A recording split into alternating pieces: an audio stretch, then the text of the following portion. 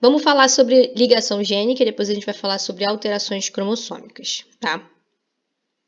O que é ligação gênica? Ligação entre genes. Coisa estranha, né? 2 genes, um ligado ao outro. Isso tem a ver, a ligação gênica, né? Ela tem interferência, ela vai interferir na segregação independente que o Mendel determinou lá na sua segunda lei, tá? Que a gente acabou de falar.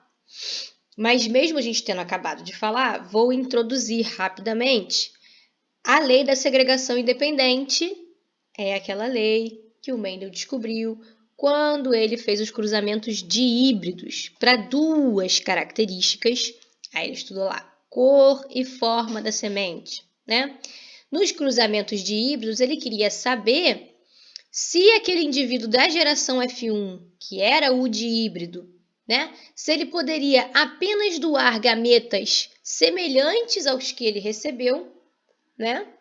Então, ou se ele poderia doar outros tipos de gametos, se ele recombinaria esses alelos, né, dos diferentes genes e conseguiria formar aí gametas recombinantes e não semelhantes aos parentais, né? E não parentais, tá? E no experimento de Mendel, de fato, aconteceu a segregação independente. Isso a gente falou para vocês, né? De fato, aconteceu isso daqui. Por quê? Porque no resultado do cruzamento, eu tinha não só fenótipos idênticos aos parentais. Vejam aqui, não tinha só semente amarela e lisa e somente verde rugosa. Tiveram aí fenótipos recombinantes, um fenótipo verde da coloração e lisa no formato, amarelo na coloração e rugosa no formato. Então, isso foi por conta, né, do fato desses gametas que foram gerados por esse indivíduo da geração F1, ele podia gerar não só aqueles idênticos aos parentais, mas aqueles que eram recombinantes, né, fazendo uma combinação diferente, tá? Entre esses alelos que ele recebia, né, dos seus progenitores, tá?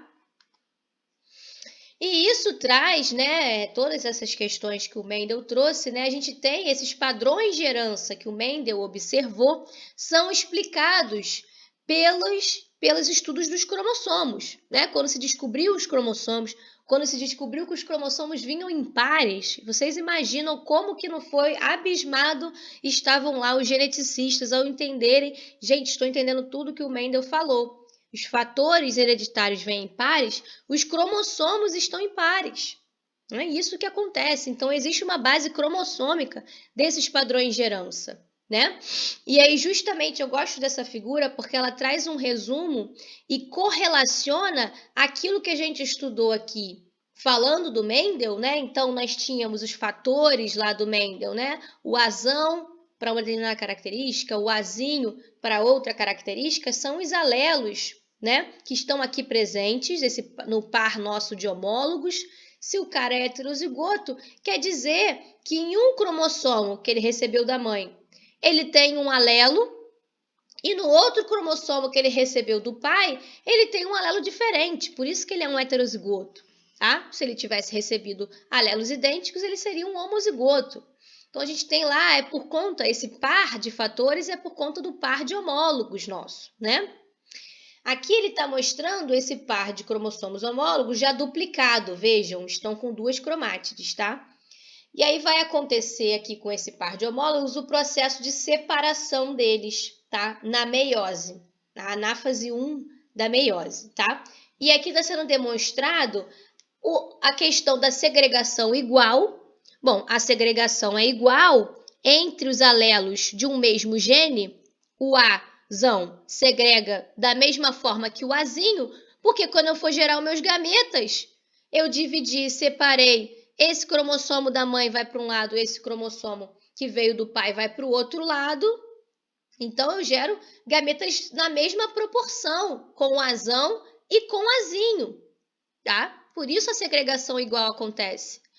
A segregação independente, aí quando eu estou falando de 2 genes diferentes, aí aqui ele está representando o gene A está nesse cromossomo maiorzão, que ele já mostrou aqui, e o gene B estaria nesse outro cromossomo menorzinho aqui, tá? Ele também é um heterozigoto para o gene B, então ele tem Bzão aqui no escurinho, no cromossomo escuro, e Bzinho no cromossomo mais claro. E essa segregação entre os alelos de dois genes diferentes, eu posso segregar, tanto separar para um lado Azão junto com Bzão e para o outro lado Azinho junto com Bzinho, e aí sairia mais ou menos os gametas parentais que a gente estava falando no último slide, como ele pode acabar segregando de maneira um pouco diferente. Vejam aqui o ou, né? Isso vai acontecer, todos os escuros para um lado, que são os dominantes, e os claros para o outro lado, para outra célula, para o outro gameta que vai ser formado. Como pode acontecer o contrário, tá? Esse daqui, esse cromossomo de K, que foi originariamente da mãe, pode acabar segregando para uma célula que vai virar um gameta, junto com o cromossomo que veio do pai, tá? Isso daqui também pode acontecer, só está trocado, vejam, mas pode acontecer, tá? E por isso eu posso gerar os meus gametas recombinantes, Azão com Bzinho e Azinho com Bzão, tá? Essa figura dá uma boa resumida. Se ficou confuso, agora a gente vai conversar um pouco mais sobre isso, mas quando vocês quiserem revisitar essas questões, essa figura dá uma boa resumida. Vamos entender essa segregação independente falando da divisão celular, entendendo os processos da divisão celular.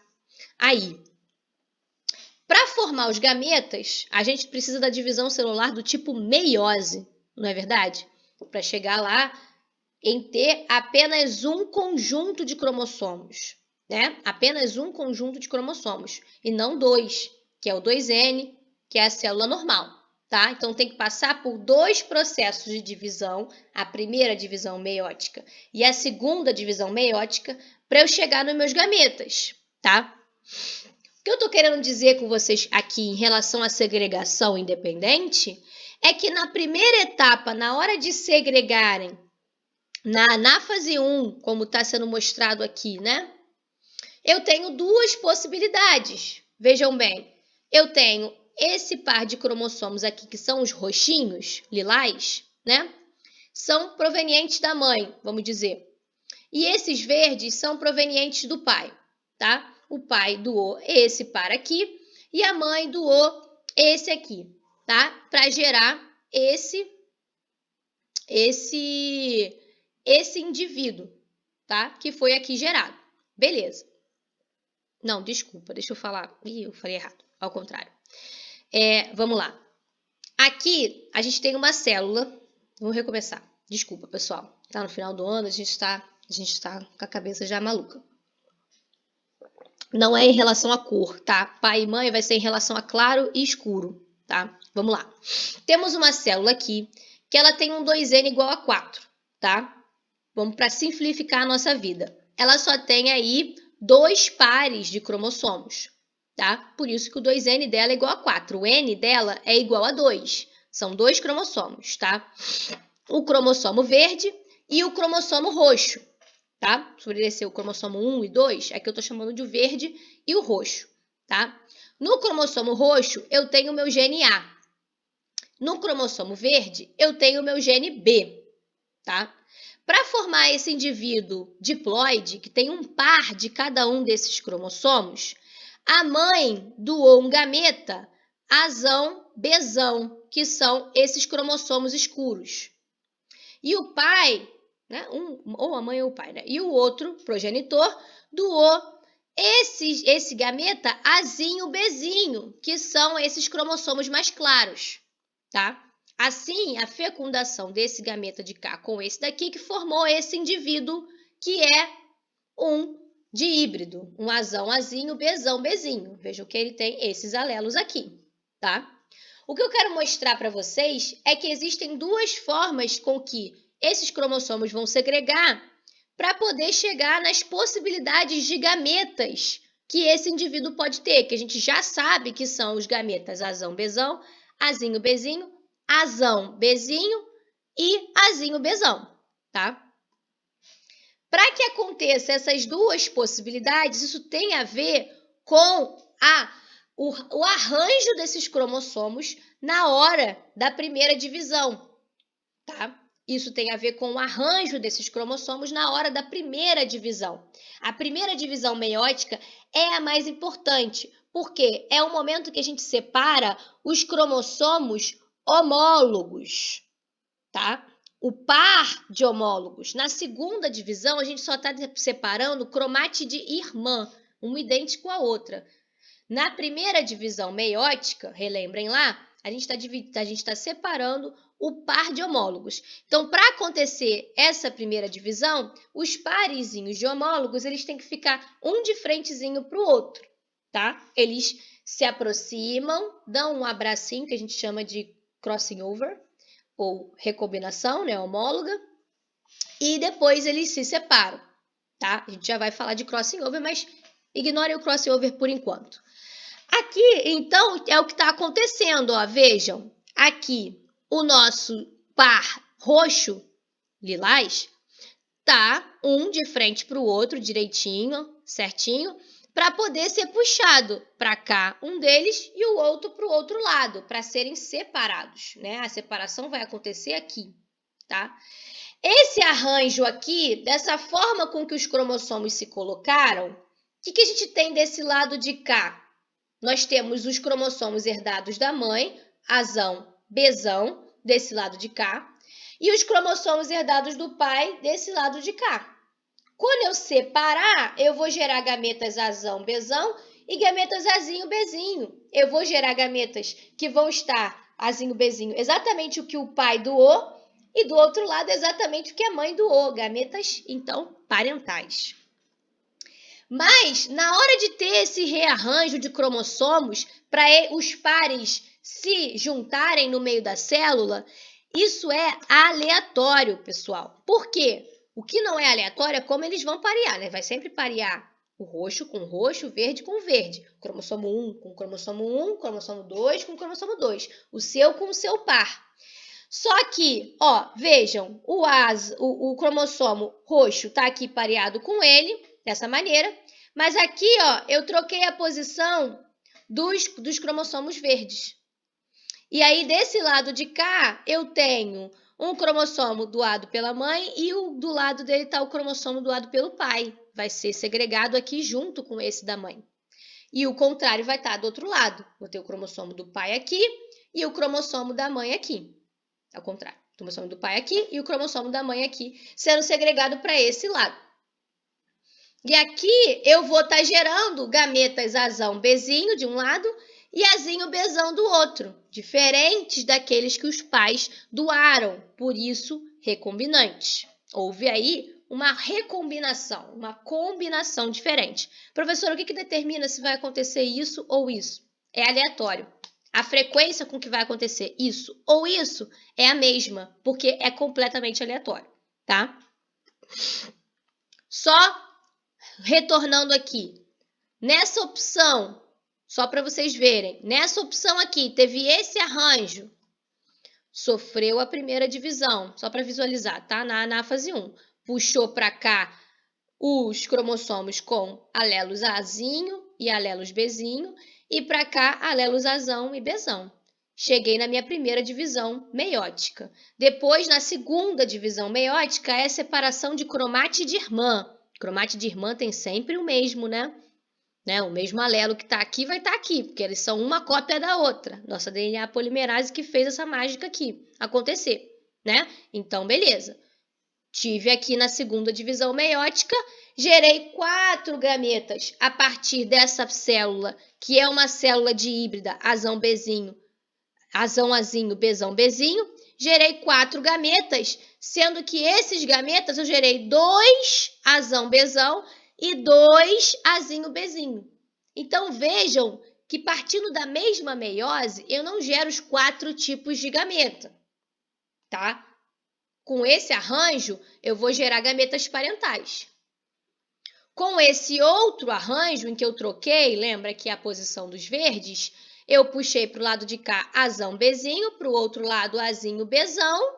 Segunda divisão meiótica aconteceu, gerei 4 gametas partindo dessa minha célula inicial, que é Azão, Azinho, Bzão, Bzinho. Gerei 4 gametas com 2 tipos de gametas. Azão, 2 deles sendo Azão, Bzinho, 2 deles sendo Azinho, Bzão. Recombinantes, diferentes daqueles que eles receberam dos pais, tá? O que eu estou querendo dizer? Que uma célula Azão, Azinho, Bzão, Bzinho vai gerar 4 tipos de gameta na proporção 1/4 para cada um, 25% de cada um. Azão, Bzão, Azinho, Bzinho, Azão, Bzinho e Azinho, Bzão. Mas esses gametas aqui parentais vão ser gerados em um arranjo de cromossomos e esses outros recombinantes vão ser gerados em um outro tipo de arranjo cromossômico, tá? Beleza? Deu para entender? Essa nossa célula aqui é uma célula que eu estou dando um exemplo de uma célula que tem apenas 2 pares de cromossomos, tá? O N dela é igual a 2, tá? Então, se eu estou observando um gene em cada um desses cromossomos, um gene para cada um desses cromossomos, quer dizer que eu posso formar aí 4 tipos de gametas diferentes, combinando esses cromossomos. Eu posso combinar esse cromossomo com esse cromossomo aqui, e aí esse com esse, aí eu formo esses 2 tipos aqui. Posso combinar esse cromossomo com esse de cá, aí eu formo esse daqui. Posso combinar esse cromossomo com esse de cá, formo esse outro gameta aqui, tá? Então, uma célula que o N dela é igual a 2, eu posso formar 4 gametas possíveis, tá? Então, as combinações possíveis de gametas em relação a quais cromossomos eu vou combinar com qual do par, vai ser o valor de 2 elevado a n, porque tem 2 possibilidades, né? Elevado a n, o valor de n é justamente o valor do número de cromossomos, né? Que é aquele número de pares de cromossomos que aquela célula vai ter. Que no caso o nosso n é igual a 2, por isso que eu tenho 4 possíveis gametas aqui, tá? 4 possíveis gametas para essa célula, que o 2n é igual a 4. Quando o 2n é igual a 46, como é o caso dos seres humanos, então a gente tem aqui o cariótipo humano. Por que a gente sempre traz para o mais simples, para a gente entender as coisas, né? Porque a gente consegue visualizar melhor, compreender melhor no mais simples. Agora, vamos só trazer, só para vocês terem uma noção, de uma célula que tem 23 pares de cromossomos, como é o nosso caso, tá? Aqui está o nosso cariótipo mostrando. Eu tenho 2 elevado a n também para poder chegar nas possíveis combinações de cromossomos para chegar nos meus gametas, tá? Então, quais tipos de gametas eu posso formar com as minhas combinações de cromossomos entre aqueles que eu recebi da minha mãe e aqueles que eu recebi do meu pai?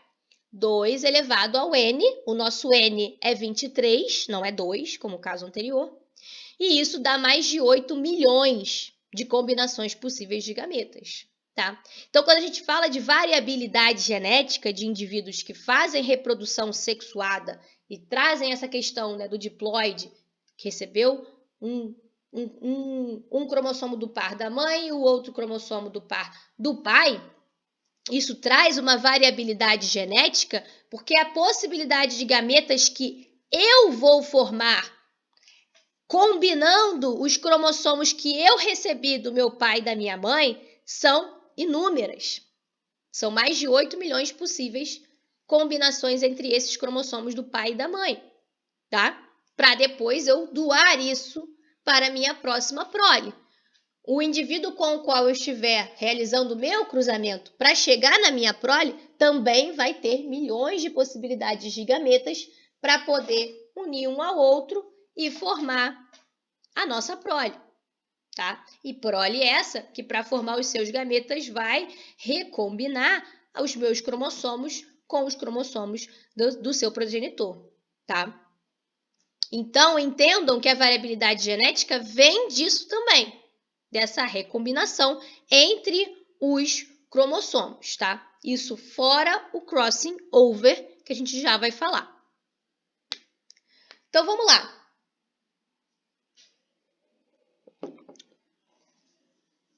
Vamos falar agora de ligação gênica. O que a ligação gênica interfere aí na nossa segregação, tá? Nós observamos genes, o gene A e o gene B, estavam cada um em um cromossomo, correto? Correto. Só que a segregação, e por isso a segregação ocorre de forma independente. Falei para você que esse rearranjo de cromossomos é que vai trazer essas possibilidades de gametas parentais e recombinantes entre esses alelos, né? Desses dois genes que segregam independentemente. Mas eles só segregam independentemente, pessoal, porque eles estão em cromossomos separados. E foi isso que o Mendel estudou lá. Ele estudou genes. Ele não sabia que estava estudando genes, né? Ele estudou fatores hereditários que estavam em cromossomos separados e por isso segregavam de forma independente, tá? A segregação dependente, ela meio que existe, tá? Ela é a que a gente chama de exceção da segunda lei de Mendel, que é justamente a ligação gênica. Quando os genes estão em cromossomos separados, eles vão segregar independentemente.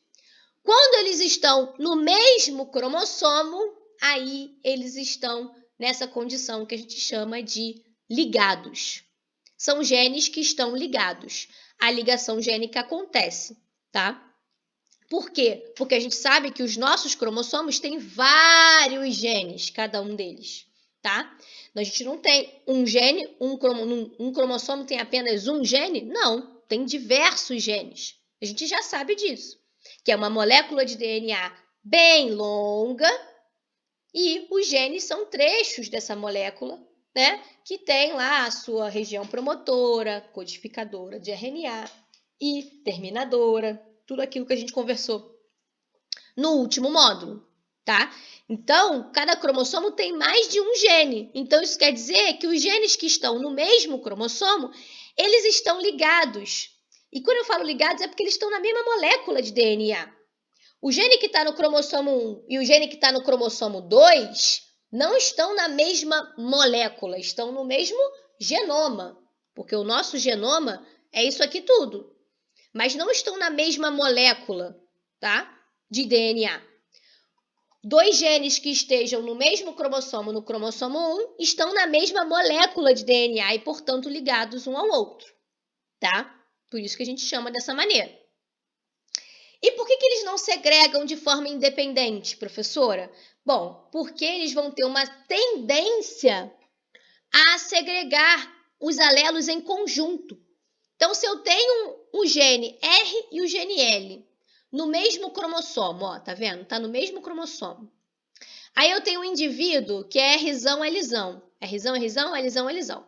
E um indivíduo Rzinho, Rzinho, Lzinho, Lzinho. Tá, cruzei, formei uma prole completamente heterozigota. Esse cara aqui só tem como doar esse alelo Rzão com Lzão e esse aqui é Rzinho com Lzinho. O cara que é duplo heterozigoto teria a chance de doar Rzão com Lzão, Rzinho com Lzinho, ou aqueles recombinantes, né? Rzão com Lzinho e Rzinho com Lzão. Mas pelo fato desses genes estarem no mesmo cromossomo, a tendência maior vai ser que ele doe os parentais. Por quê? Porque para eu ter uma recombinação entre esses genes R e L, vai depender obrigatoriamente de acontecer um crossing over entre esses dois genes. Só assim que eu vou ter um cromossomo que tenha o alelo Rzão junto com o Lzinho. E um cromossomo que eu tenha que tenha um alelo Rzinho junto com o Lzão.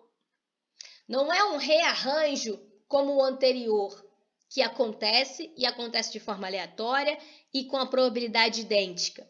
A probabilidade de acontecer um crossing over aqui dentro vai depender de vários fatores, tá? E por isso tem uma tendência maior esses alelos que estão de genes que estão ligados têm uma tendência maior a serem segregados juntos, da forma como eles foram recebidos, ou seja, tem uma tendência maior de ter mais gametas parentais do que gametas recombinantes. Os gametas recombinantes, Rzão, Lzinho e Rzinho, Lzão, eles vão acontecer numa frequência menor, tá? Vão depender de acontecer uma recombinação homóloga. Vamos entender melhor isso daí. Alguém ficou confuso até agora? Mas vamos falar um pouco mais e vamos entender um pouco melhor. Vamos lá. Temos os alelos aí, Azão e Bzão, nesse mesmo cromossomo aqui. E o par homólogo tem os alelos Azinho e Bzinho, tá? O gene A e o gene B estão no mesmo cromossomo, né? Como a gente consegue ver aqui. Tá, vai acontecer a meiose. Então, essa célula vai se duplicar. Ela primeiro duplica, eu tenho minhas cromátides irmãs aqui formadas, está duplicado agora o cromossomo. Na meiose 1, aquele primeira divisão meiótica que eu falei que é muito importante, que é o momento em que os pares homólogos se pareiam um com o outro, né? Nesse momento acontece o tal do crossing over, tá?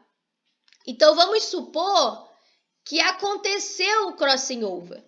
Os cromossomos, eles estão duplicados, tá? E aí eu vou supor aqui para vocês que o crossing over só aconteceu nesse ponto aqui, entre o gene A e o gene B, tá? Para essas duas cromátides aqui. Não aconteceu nem para essa, nem para essa. Aconteceu para essas duas cromátides. Aconteceu para essas duas cromátides, elas trocaram informação genética. Isso quer dizer que houve uma quebra da molécula e religação, tá? Corta e cola, tá? Uma com a outra. E aí, a partir desse momento aqui, essa cromátide aqui, ela começa com essa região aqui que tem o alelo azão, mas termina a partir de um determinado ponto em que aconteceu o crossing, eu tenho aqui o alelo Bzinho em conjunto. Agora, aqui, eu estou com um cromossomo aqui recombinante, tá? Que sofreu recombinação, assim como esse de cá, que é recombinante. E tem os outros dois ainda parentais. Então, o produto dessa meiose aqui que aconteceu com essa recombinação homóloga ou crossing over, nesse ponto, gerou 2 gametas parentais e 2 gametas recombinantes, tá? Mas essa recombinação tem que acontecer especificamente, para gerar os gametas recombinantes, tem que acontecer entre o gene A e o gene B. Se tivesse acontecido uma recombinação homóloga aqui nesse ponto, ou aqui na pontinha, não teria tido diferença nenhuma para o gene A e o gene B, né? Tá? Tem que acontecer entre um e outro, para que eu possa, então, ter, né, esse indivíduo, né, esse cromossomo que era Azão e Bzão, agora eu separei, né, aqui nesse ponto. E esse cromossomo que era Azinho, Bzinho, eu separei e juntei aqui com o outro. Recombinei. Deu para entender? Mas, professor, então, beleza. Vai acontecer esses eventos de recombinação homóloga com muita frequência? Acontecem muitos? Acontece numa posição só? Qual é a chance de acontecer? Bom, acontecem os crossing overs, né? As recombinações acontecem, tá? Para todos os cromossomos ali, quando eles se encontram lá, o parzinho de homólogos, e em mais de um ponto até. Vejam aqui, é uma micrografia do cromossomo condensado lá, no momento que você está tendo a recombinação homóloga. Vejam que tem vários pontos em que está acontecendo. Está acontecendo aqui, aqui, aqui, aqui e aqui. Em vários pontos ao longo do cromossomo, né? Não é interessante? Então, vai acontecer. Mas com que frequência vai acontecer para o gene A e para o gene B? Vai depender de acontecer uma recombinação entre o gene A e o gene B, tá? Se vai acontecer entre esse e esse, aí é que eu não posso te afirmar. Se vai acontecer entre o A e o B. Pode ser que o A e o B estejam aqui nessa região em que não está acontecendo crossing. E não aconteceu o crossing ali, não vou gerar nenhum Para essa meiose, não vou estar gerando nenhum gameta recombinante, só parentais vão acontecer, ó. Meiose sem crossing over entre os genes. Meiose com um crossing over entre uma das cromátides lá, entre os genes, gerando aí 2 recombinantes e 2 parentais. Por isso, a tendência maior é de eu ter mais gametas parentais, tá? Quando eu estou com genes ligados. Agora, só respondendo, com que frequência ocorrem esses crossings? Bom, vai depender de vários fatores, como eu falei. A probabilidade de acontecer o crossing ao longo do cromossomo, vamos dizer assim, poderia ser a mesma. Mas, se eu tenho o meu gene A e o meu gene B um bem pertinho do outro, a probabilidade de acontecer o crossing entre eles é menor do que se eles estão bem separados no cromossomo. Isso por quê? Vamos pensar aqui. Bom, se eu tenho o meu gene A e o meu gene B próximos um ao outro, o crossing over tem que acontecer entre o gene A e o gene B, né? Quantos pontos eu posso quebrar e religar e eu ter recombinação entre o A e o B? Somente essa região cinza aqui, né? Tem que acontecer necessariamente nessa região para que eu possa ter como produto esse cara aqui, essa recombinação. E aí ter Azinho com Bzão e Azão com Bzinho. Se o gene A e o gene B estão distantes, aí vejam aqui o gene A e o gene B, ó, bem mais distantes do que aqui colocados. Isso quer dizer que eu preciso que aconteça um crossing nessa região entre o A e o B. Eu tenho muito mais pontos de quebra. Muito mais pontos de quebra. Então, a probabilidade de, ao acontecer isso daqui no cromossomo, e acontecer um crossing entre um gene que está numa ponta e o outro que está lá na outra ponta, é muito grande, é muito maior, tá? Então, esses genes que estão mais distantes dentro do cromossomo, eles estão ligados? Estão ligados. Eles vão segregar independentemente? Não vão segregar exatamente independentemente, mas eles estão mais fracamente ligados. Não estão tão fortemente ligados, porque a probabilidade de acontecer um crossing é maior, então eles ainda conseguem gerar gametas recombinantes em alguma proporção, tá? Que proporção vai ser essa? Vai depender da distância e de vários fatores, tá? Quando os genes estão muito pertinho um do outro, a gente chama de fortemente ligados, tá? A chance de acontecer um crossing ali é muito pequena, ele vai produzir pouquíssimos ou quase nenhum gameta recombinante entre esses genes. Deu para entender? Simplesmente a questão do conceito, tá? Então, vamos lá. Como que se descobriu os genes ligados? Como que a gente chegou, como que os geneticistas chegaram a isso, né? Eles começaram a tentar estudar alguns genes e cruzamentos de híbridos. Então, eles viram características, assim como o Mendel estudou a cor e a forma da ervilha, mas o Mendel atirou certo, né? Acertou numa segregação independente, tá? E algumas outras características que foram sendo estudadas em conjunto mostraram resultados, né? Que seria esperado se a gente tivesse uma proporção 9 para 3 para 3 para 1? A gente teria esse resultado que está aqui colocado embaixo. Mas o que foi observado foi muito diferente.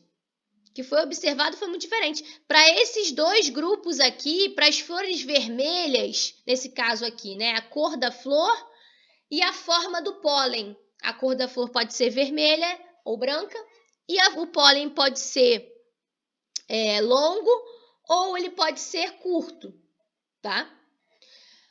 Os parentais tinham a característica de serem vermelhos com o pólen longo e brancos com o pólen curto. Tiveram uma prole dupla heterozigota, mas que ao chegar na sua autofecundação, né, o cruzamento de híbrido, Aqueles que tinham o fenótipo recombinante, ou seja, flor vermelha, mas com pólen curto, e flor branca, mas com o pólen longo, que são aqui os nossos não parentais, que precisavam de recombinação estar acontecendo, tiveram uma proporção ao final muito menor do que a esperada. Muito menor. E aqueles parentais tiveram uma proporção acima da esperada. Comparem aqui.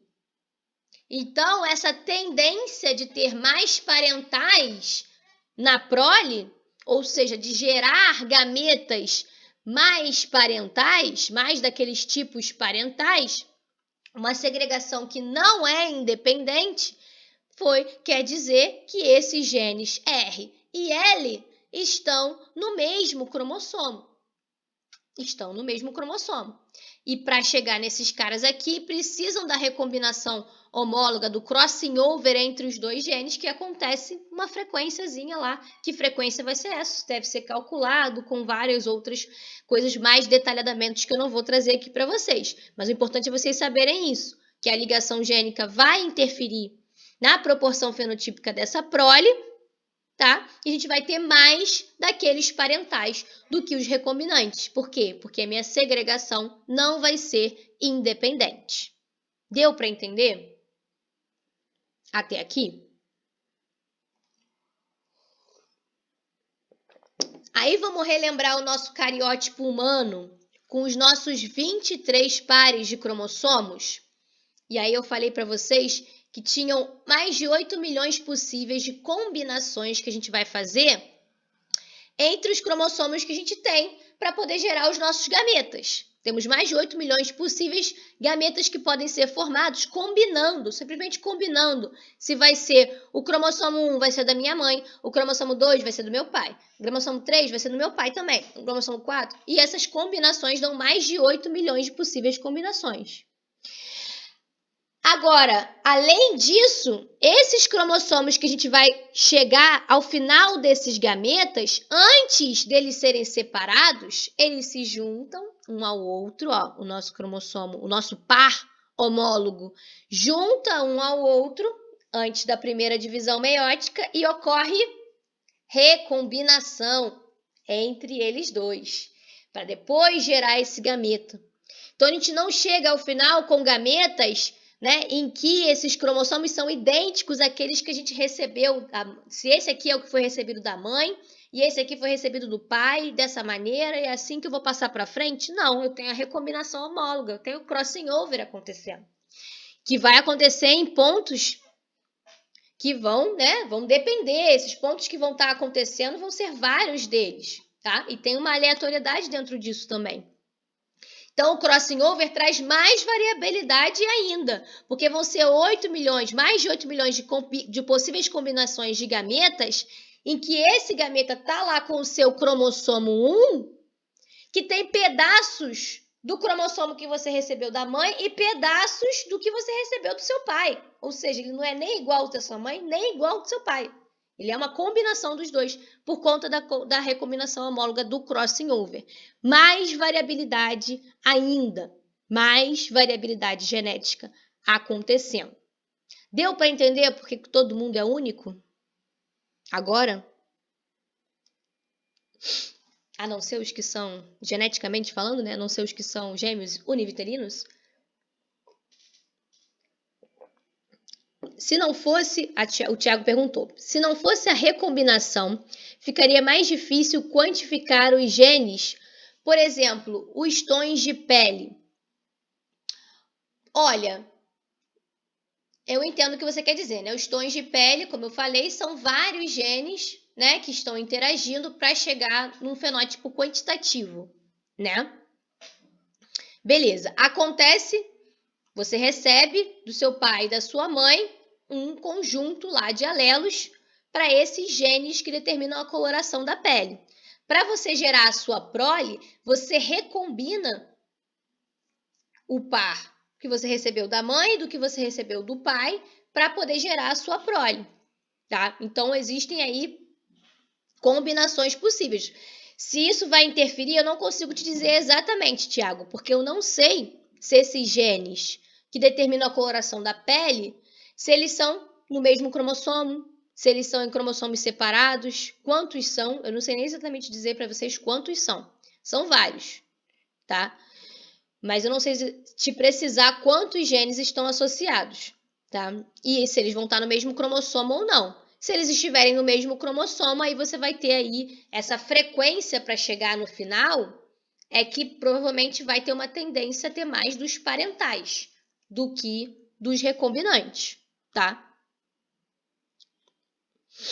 A Karina perguntou, professora, lembro que esse 9 para 3 para 3 para 1 é meio que um padrão em heterozigotos. Podemos considerar isso mesmo? O 9 para 3 para 3 para 1, Karina, ele é um padrão, não é exatamente um padrão, porque ele pode ser alterado, como a gente mostrou, em várias possibilidades. A gente pode ter 12 para 3 para 3 para 1, a gente pode ter 9 para 3 para 4, 9 para 7, né? Dependendo. Só que esse número, se você somar 9 com 3 com 3 com 1, dá 16. Não dá 16? É porque eu estou falando de dois genes, tá? Ou eu estou falando de dois genes em que cada gene está responsável por uma característica, foi o que o Mendel fez, estudou duas características, cada característica tinha um gene responsável, tá? Estudou cor da semente e forma da semente, um gene responsável por cada característica, tá? Sempre que eu estou estudando dois genes e faço um cruzamento de heterozigotos para dois genes, heterozigotos para dois genes são o que a gente chama de híbridos, né? Eu vou ter um quadrinho de Punnett com 16 entradas, Karina. Com 16 entradas, tá? Como a gente mostrou aqui. Vou ter um quadrinho de Punnett como esse, com 16 entradas, tá? Porque é 4 vezes 4, tá? E aí, essa proporção fenotípica desses 16, num total de 16, eu ter 9 de um tipo, 3 do outro e 1 do outro fenótipo, tá? Vai depender do que você está estudando. Se está estudando dois genes para características diferentes que segregam de forma independente, vai dar 9 para 3 para 3 para 1, que é exatamente o que o Mendel estudou. Se você está estudando dois genes para duas características diferentes, mas esses genes estão ligados, estão no mesmo cromossomo, a proporção fenotípica vai ser alterada. Não sei para qual proporção que vai. Para qual proporção que vai quando está ligado, professora? Eu não sei dizer. Eu só sei dizer que vai ter mais dos parentais, dos gametas parentais, do que dos recombinantes. Esse 1/4, 1/4, 1/4, 1/4 não vai funcionar, tá? E aí a proporção fenotípica vai ser errada, diferente da proporção fenotípica para genes que estão segregando independentemente. Agora, se você está estudando dois genes, aí entra no quadrinho também com 16 entradas, tá? Dois genes que interagem entre si para uma mesma característica, ou seja, é uma característica que eu estou estudando, mas não é só um gene que é responsável por ela, são dois. E aí, se são dois, eu tenho que analisar os dois para ver qual vai ser o meu fenótipo no final, né? E se essa interação gênica é não epistática, fica 9 para 3 para 3 para 1. Se ela é epistática dominante, 12 para 3 para 1. Se ela é epistática recessiva, 9 para 3 para 4. Se é uma interação de genes que estão na mesma via bioquímica, 9 para 7. Deu para entender, Karina? Essas diferenças? Não é como se 9 para 3 para 3 para 1 é o padrão sempre. Não, depende do que você está estudando. A questão é que o 16, esse número mágico 16, que é o 9 mais 3 mais 3 mais 1, é por conta de você estar falando de dois genes. Mas não necessariamente você está falando de dois genes que são para a mesma característica ou que são para características diferentes. Aí são outras coisas. Aí a gente tem que entender para onde está isso, tá?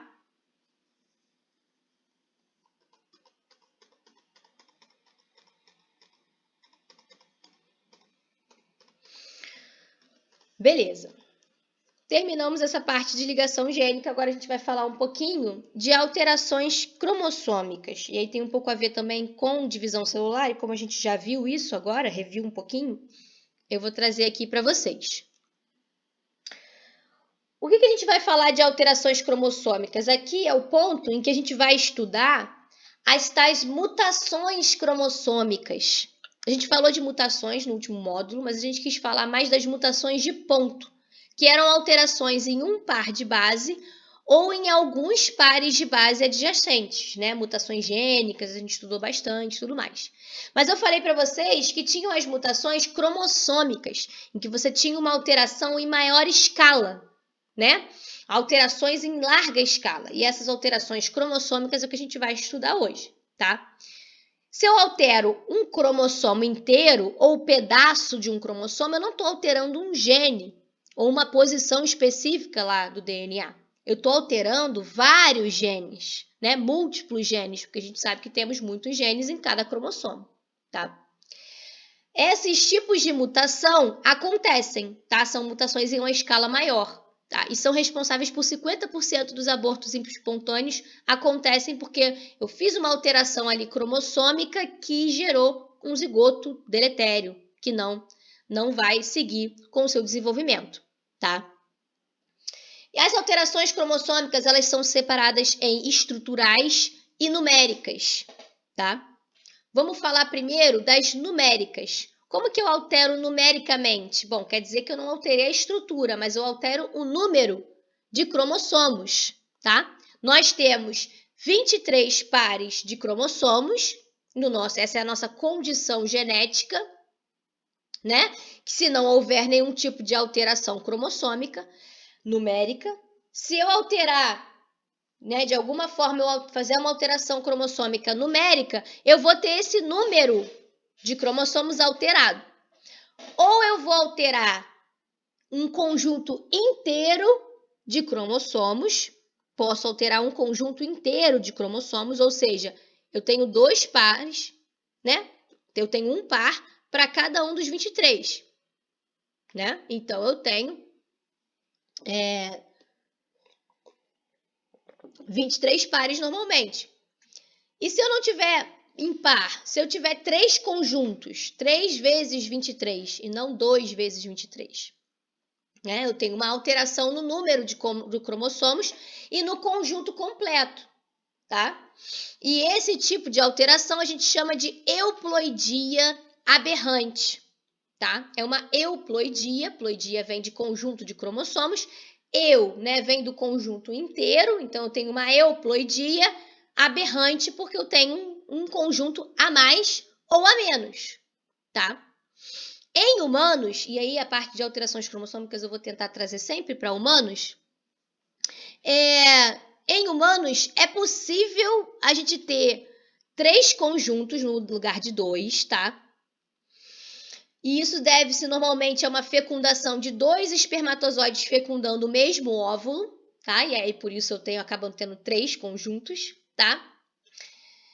E isso gera um indivíduo que tem uma sobrevida bastante baixa, assim, né? Não sobrevive por muito tempo, tá? Gera abortos espontâneos ou uma letalidade precoce, indivíduos que têm, né? Que falecem jovens ainda crianças, tá? Por conta dessa euploidia aberrante de triploidia, por exemplo.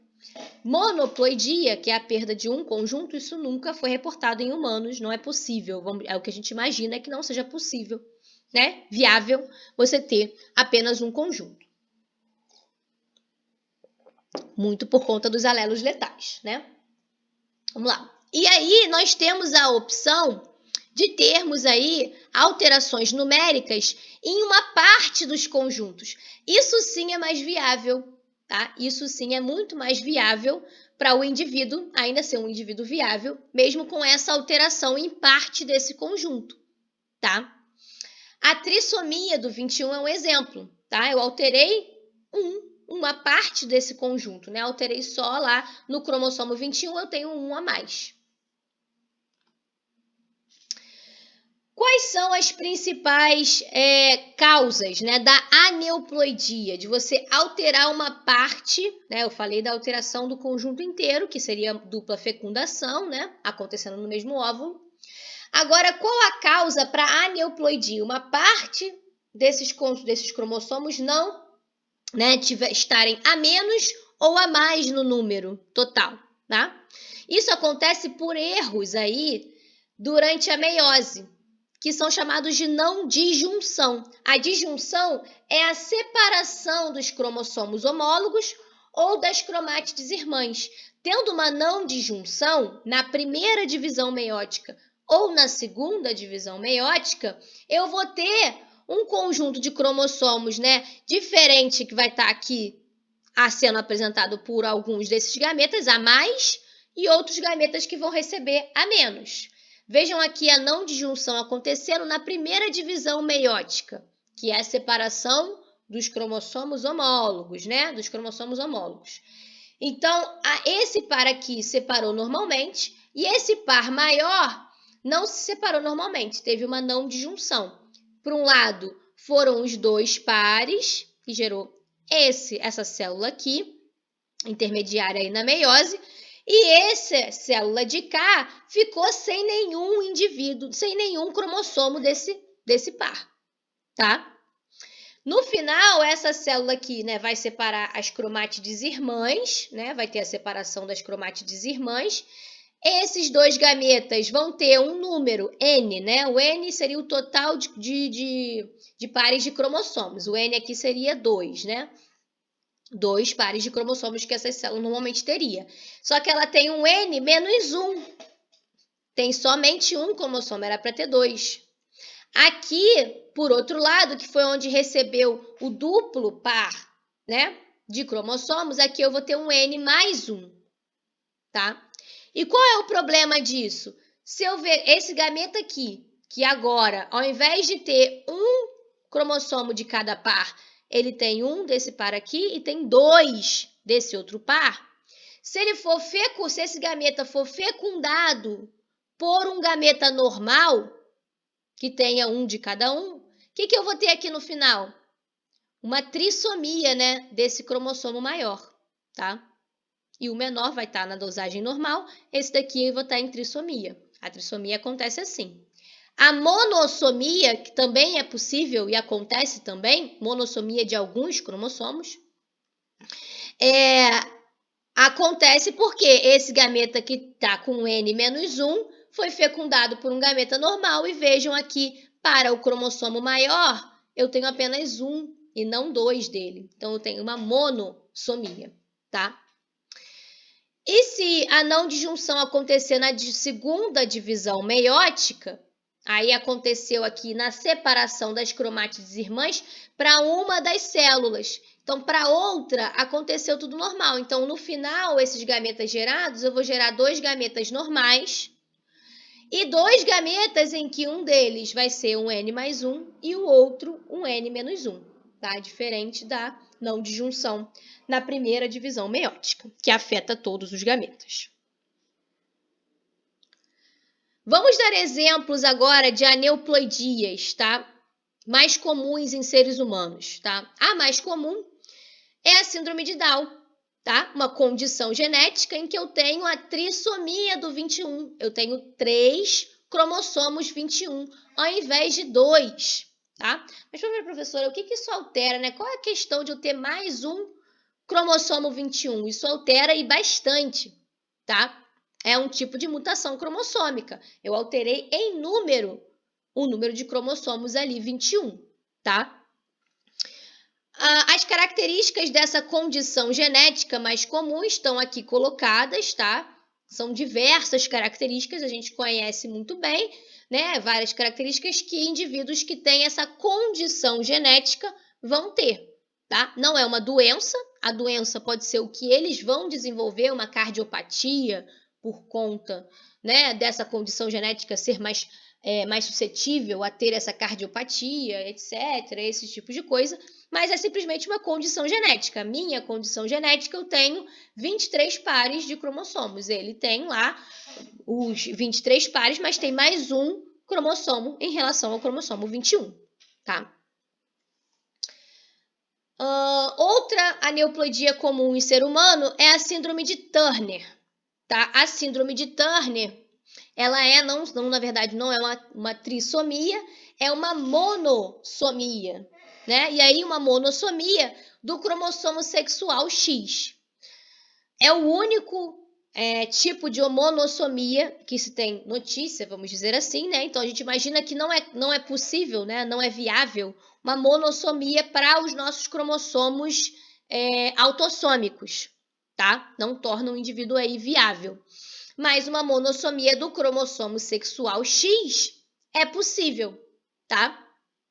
Então, esse indivíduo aqui vai ter uma condição genética de X0, que a gente chama, tá? Porque ele vai ter apenas um cromossomo X, tá? Como o seu cromossomo sexual.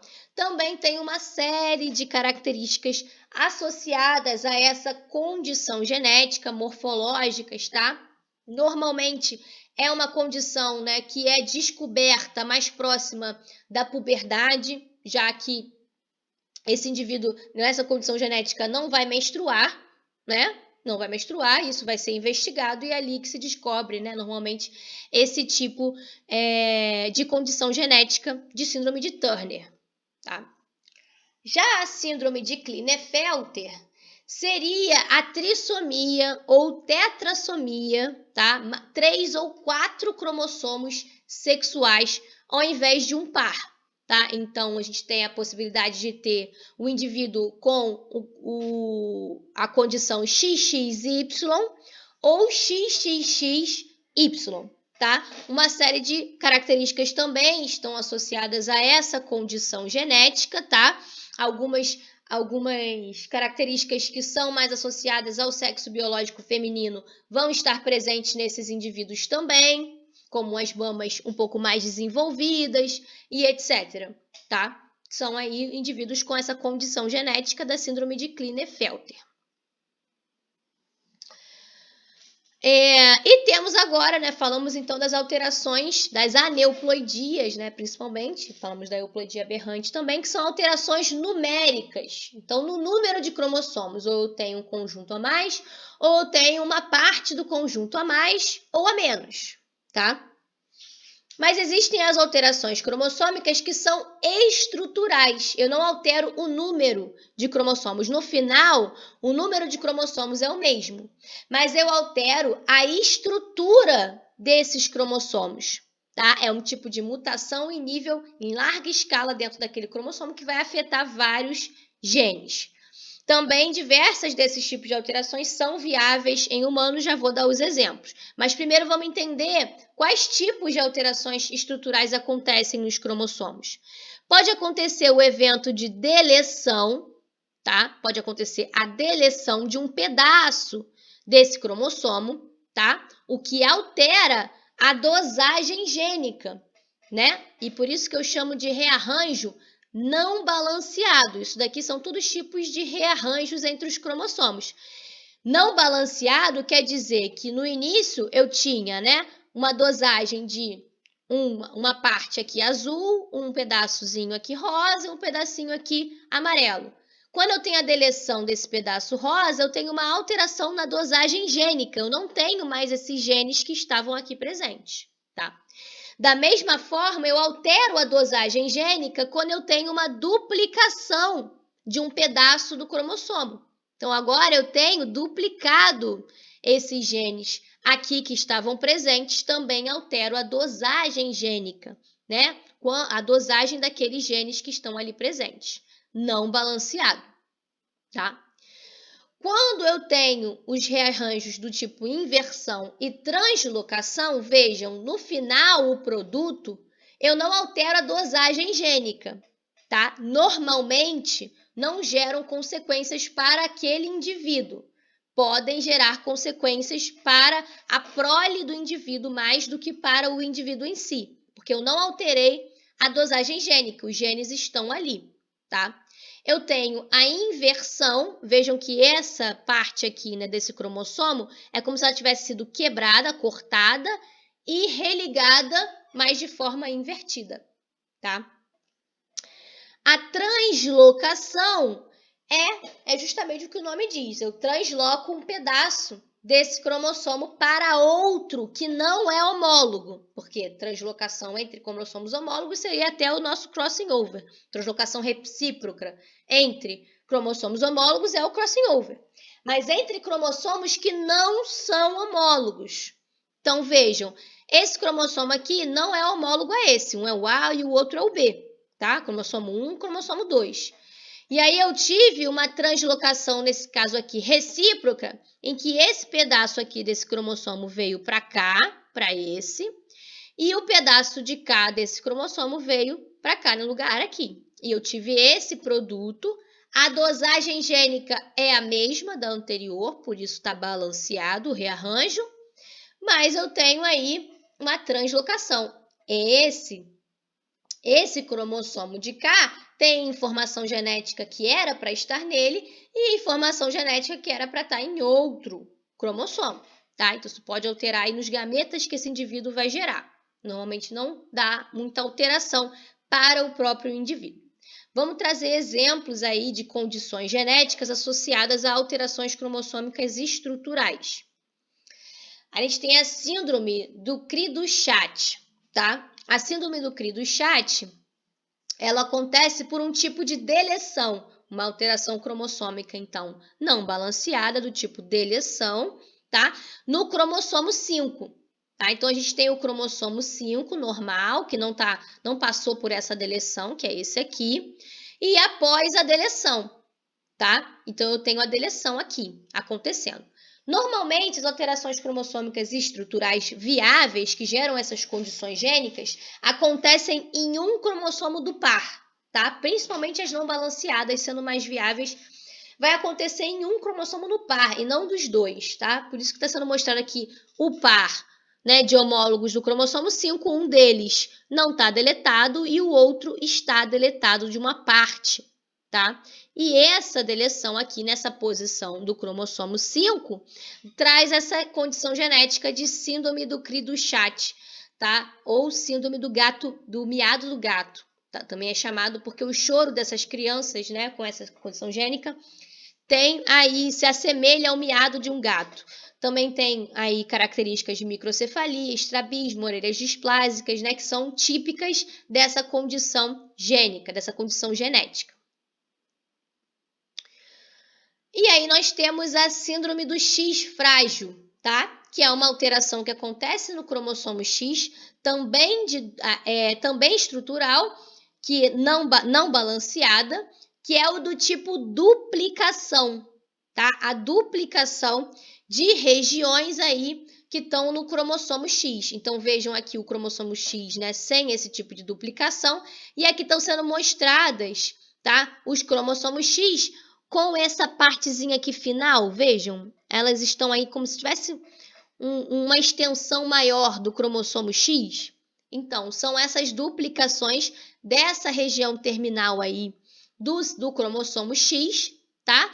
Que traz essa síndrome do X frágil, que tem condições genéticas associadas a ela, face mais alongada, testa larga, orelhas grandes e salientes, menos tônus muscular e pés chatos, tudo associado a essa duplicação dessa região aí do cromossomo X, tá? Então, essas aí são as condições genéticas que a gente tem aí em seres humanos que são causadas por alterações cromossômicas estruturais e, como eu falei, o que gera para o indivíduo é mais as alterações, né, com rearranjo não balanceado. Por isso que eu dei o exemplo de deleção e duplicação. Não tem um tipo de condição gênica muito associada a algo para o indivíduo de inversão e translocação. Para o indivíduo, isso não gera nenhum tipo de problema, normalmente, nenhum tipo de alteração fenotípica, né, notável, mas pode gerar aí na sua prole, tá?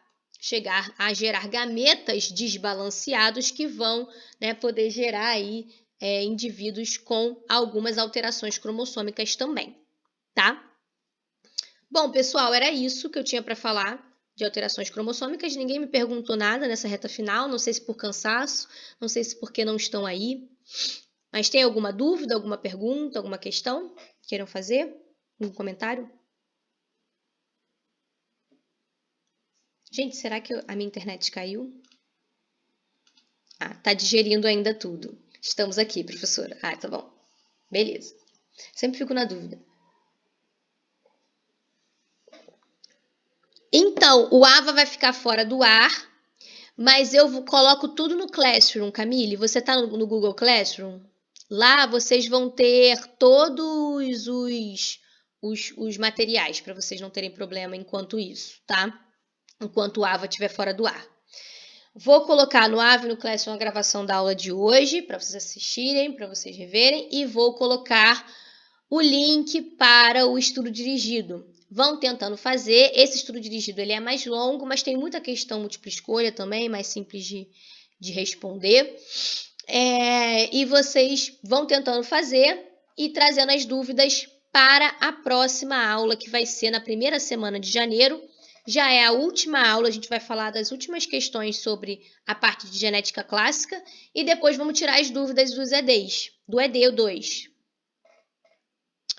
A Tayane quer que mande o código da turma. Tá, deixa eu mandar para você. Então é isso, pessoal.